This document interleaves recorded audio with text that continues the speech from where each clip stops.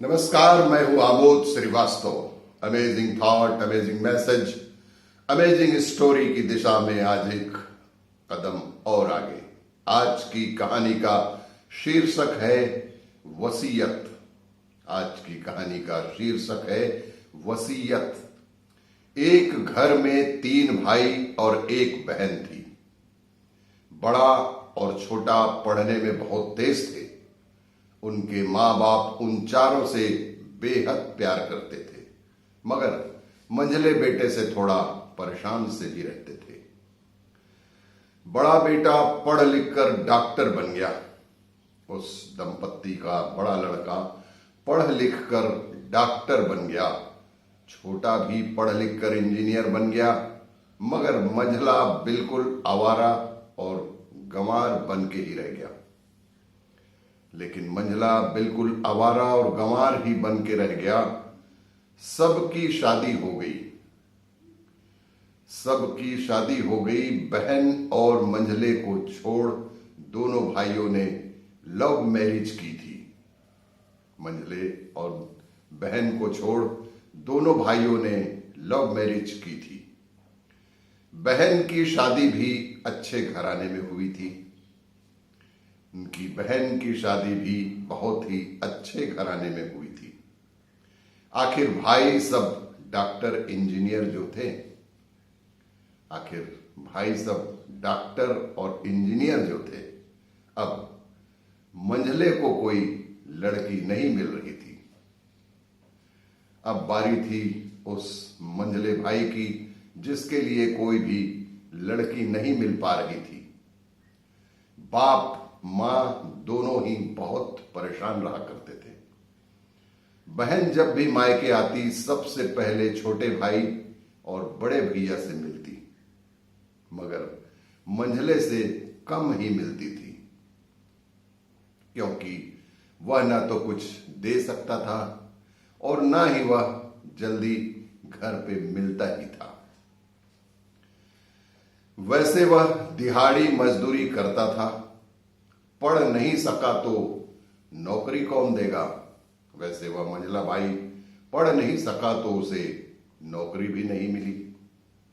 मंझले की शादी किए बिना बाप गुजर गए।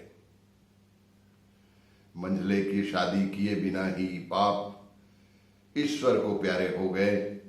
मां ने सोचा कहीं अब बंटवारे की बात न निकले।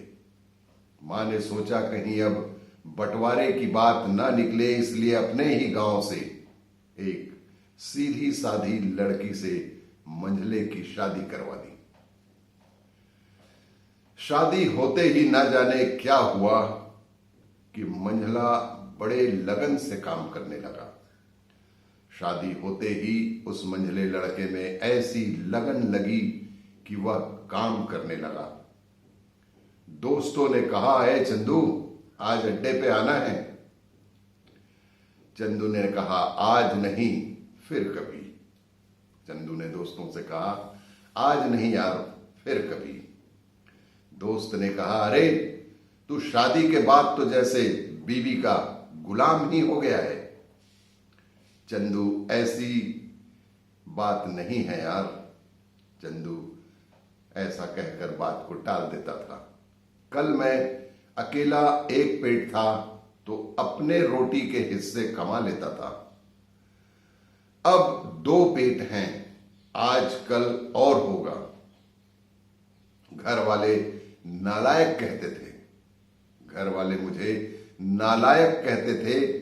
मेरे लिए चलता है, मगर मेरी पत्नी मुझे कभी नालायक कहे तो मेरी मर्दानगी पर एक भद्दा गाली हो जाएगा।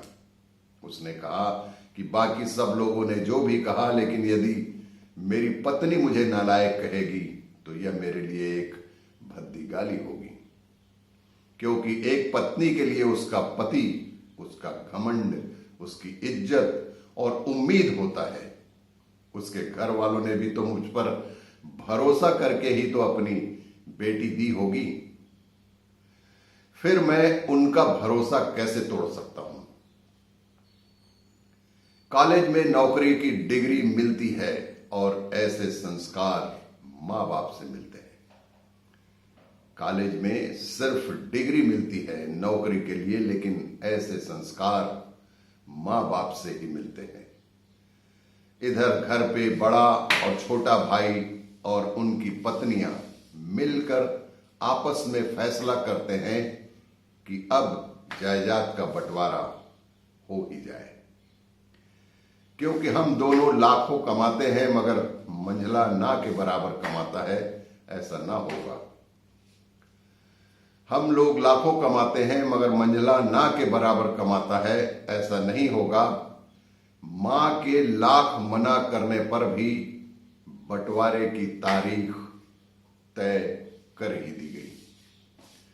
मां के लाख मना करने के बाद भी बंटवारे की तारीख तय कर ही दी गई। वह बहन भी आ जाती है, मगर चंदू है कि काम पे निकलने के बाहर आता है। लेकिन चंदू काम में निकलने के लिए बाहर आता है, उसके दोनों भाई उसको पकड़कर भीतर लाकर बोलते हैं कि आज तो रुक जा, बंटवारा कर ही लेते हैं। वकील कहता है ऐसा नहीं होता, साइन करना पड़ता है। वकील कहता है ऐसा नहीं होता, साइन करना पड़ता है। चंदू ने कहा कि तुम लोग बंटवारा करो। चंदू ने कहा कि तुम लोग बंटवारा करो, मेरे हिस्से में जो देना है दे देना। मैं शाम को आकर अपना बड़ा सा अंगूठा इस पर चिपका दूंगा। बहन ने कहा, अरे बेवकूफ, तू गंवार का गंवार ही रहेगा। बहन ने कहा, अरे बेवकूफ, तू गंवार का गंवार ही रहेगा। तेरी किस्मत अच्छी है कि तू इतनी अच्छे भाई और भैया मिले हैं। तेरी किस्मत अच्छी है कि तुझे इतने अच्छे भाई और ऐसी बहन मिली है। मां ने कहा, अरे चंदू, आज तो रुक जा बेटा। बंटवारे में कुल 10 बीघा जमीन में दोनों भाई 5-5 बीघा रख लेते हैं और चंदू को पुश्तैनी घर छोड़ देते हैं और चंदू के लिए पुश्तैनी घर छोड़ देते हैं। तभी चंदू जोर से चिल्लाता है, अरे फिर हमारी छुटकी का हिस्सा कौन सा है? अरे फिर ये हमारी छुटकी बहन का हिस्सा कौन सा है? दोनों भाई हंसकर बोलते हैं, अरे मूर्ख, बंटवारा भाइयों में होता है और बहनों के हिस्से में सिर्फ और सिर्फ उसका मायका ही होता है। दोनों भाइयों ने हंसकर उसका मजाक बनाया। चंदू ने कहा, ओह, शायद पढ़ा लिखा ना होना भी मूर्खता ही है। शायद पढ़ा लिखा ना होना भी मूर्खता ही है। ठीक है, आप दोनों ऐसा करो। ठीक है, आप दोनों ऐसा ही करो। मेरे हिस्से की वसीयत मेरी बहन छुटकी के नाम कर दो। मेरे हिस्से की वसीयत मेरी बहन छुटकी के नाम कर दो। दोनों भाई चकित होकर बोलते हैं, और तू? दोनों भाई ने जब उससे पूछा कि और तू, चंदू मां की ओर देख के मुस्कुरा के बोला।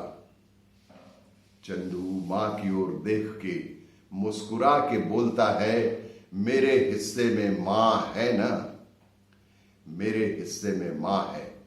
फिर अपनी बीवी की ओर देखकर बोलता है और मुस्कुरा के बोलता है, क्यों चंदूनी जी, क्या मैंने कोई गलत बात कही?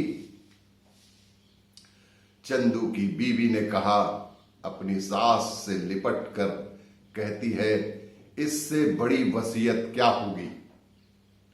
चंदू की पत्नी अपनी सास से लिपट कर कहती है कि इससे बड़ी वसीयत क्या होगी मेरे लिए कि मुझे मां जैसी सासू मिली और बाप जैसा ख्याल रखने वाला पति। बस यही शब्द थे जो बंटवारे को सन्नाटा में बदल दिए। बस यही शब्द थे जो बंटवारे को सन्नाटा में बदल दिए। बहन दौड़कर अपने गंवार भाई से गले लगकर रोते हुए कहती है कि माफ कर दो भैया मुझे, क्योंकि मैं समझ ना सकी आपको। बहन ने गले लगाकर गंवार भाई से कहा कि मुझे माफ कर दो, मैं आपको समझ ना सकी।